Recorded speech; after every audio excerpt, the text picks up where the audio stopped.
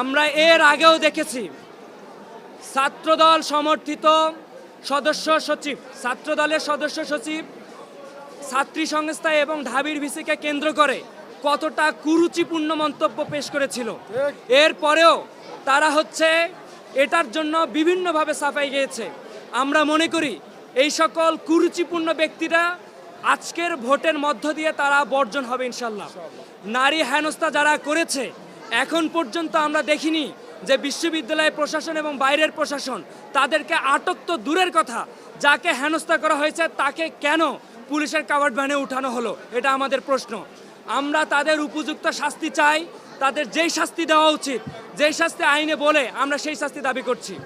নির্বাচন যখন শুরু হয়, শুরু থেকে আমরা যে জিনিসটা লক্ষ্য করেছিলাম, আমাদের 14তম ব্যাচের শিক্ষার্থীকে বাইরের বহিরাগত তাকে জামাতের নেত্রী বলে ট্যাগিং ফ্রেমিং করে তাকে হেনস্থা করা হয়েছে। অথচ এই ক্যাম্পাসে 8 ব্যাচের স্টুডেন্ট বিশেষ বিবেচনায় শিক্ষার্থী ভেবে তারা এখানে ভোট ক্যাম্পেইন করতেছে। এই দ্বিচারিতাটা কেন বিশ্ববিদ্যালয় প্রশাসনের কাছে আমাদের এটা এক প্রকার কোশ্চেন। আমরা আর অভিযোগ দিতে চাই না।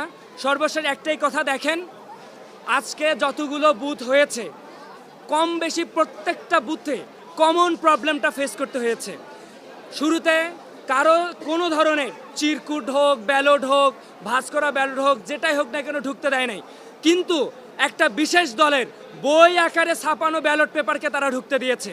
তারা এক সাইডে আইডি কার্ড লিখেছে এবং অপর সাইডে তারা তাদের প্রার্থীদের প্যানেলে সবার ব্যালট নাম্বারগুলো দিয়েছে।